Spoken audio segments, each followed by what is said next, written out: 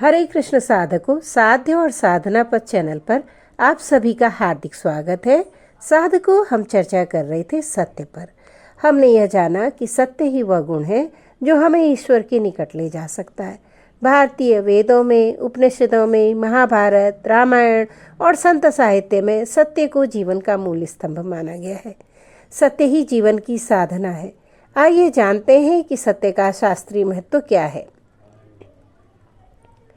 सत्य को ब्रह्म कहा गया है। महाभारत के शांति पर्व में कहा गया है, सत्यम ही परमम ब्रह्म, सत्य ही परम ब्रह्म है। यह श्लोक बताता है कि सत्य कोई सामान्य नैतिकता मात्र नहीं है, बल्कि ईश्वर का ही स्वरूप है।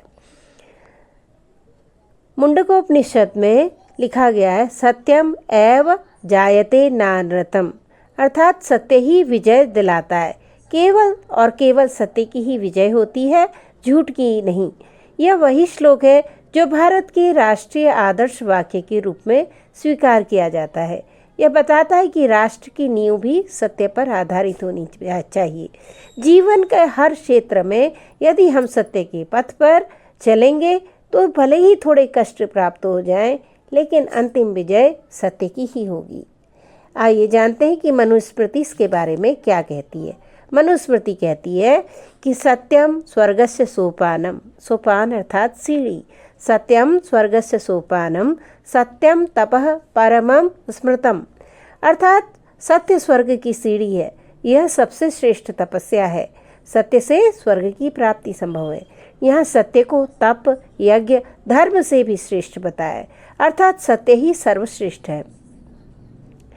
महाभारत के ही अनुशासन पर्व में सत्य की प्रतिष्ठा बताते हुए सत्य से सृष्टि को स्थिर होना बताया गया है। कहा गया है, सत्येन धार्यते पृथ्वी, सत्येन तपते रविः, सत्येन वायुः पवते, सत्यम मूलम उत्तमम। सत्य से ही यह सूर्य, पृथ्वी, वायु आदि स्थिर है। सत्य ही संसार का मूल कारण है। भारतीय योग में भी सत्य का विशेष महत्व है। योग साधना में यम और नियमों का पालन करना पड़ता है। आइए जानते हैं यम क्या है। तो यम 5 हैं, जिनमें है अहिंसा, सत्य, अस्तेय, ब्रह्मचर्य और अपरिग्रह।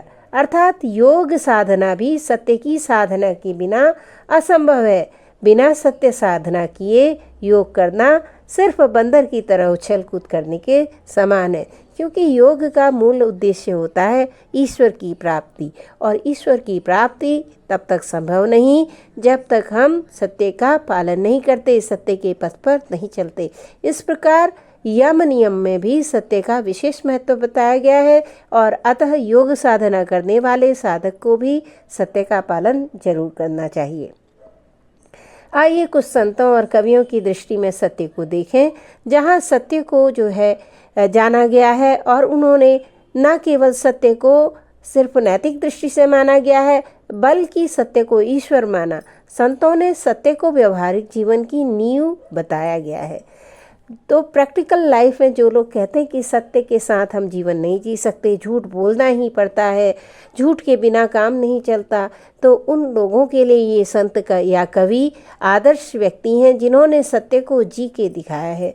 तो आइए हम कुछ संत कवियों के दोहे और पद आदि देखते हैं, जिनमें प्रमुख हैं कबीरदास जी। तो कबीरदास जी सत्य के बारे में कहते हैं, सांच बराबर तप नहीं, झूठ बराबर पाप, जाके हृदय सांच है, ताके हृदय आप। अर्थात ईश्वर भी उन्हीं के हृदय में है, जिनके हृदय में सत्य का निवास है। ईश्वर उसी में निवास करते हैं। इसीलिए कबीरदास कहते हैं कि जिस सत्य से बड़ा कोई तप नहीं है और झूठ से बड़ा कोई पाप नहीं है। जिसके हृदय में सत्य है, उसके हृदय में ही भगवान निवास करते हैं। रहीमदास जी सत्य की प्रशंसा करते हुए कहते हैं, रहीमन सत्य स्नेह को, टारो न टरि जाय, ज्यों दूध को सत, घृत भया मटी में मिली न जाए। जैसे दूध में से निकला हुआ घी मिट्टी में नहीं मिलता, वैसे ही सत्य का प्रेम स्थायी और अपवित्रता से दूर होता है। तुलसीदास जी रामचरितमानस में कहते हैं, सत्य सहित प्रिय वचन सुनाई, करहि अनुज भव बंधु समाई। अर्थात जब कोई प्रिय वाणी के साथ सत्य बोलता है, देखिए सत्य के साथ प्रिय वाणी का भी इन्होंने जोड़ किया है। तो सत्य बोलिए और प्रिय, वेद भी कहते हैं सत्यम वद प्रियम वद। तो यह कहते हैं जब कोई प्रिय वाणी के साथ सत्य बोलता है तो शत्रु भी अपना बन जाता है। असल में सत्य बोलने वाले का शत्रु भी जो है प्रशंसा करता है, उसका सम्मान करता है। विदुर नीति में, महाभारत में विदुर जी कहते हैं कि नास्ति सत्य समम तप, सत्य के समान कोई तप नहीं है।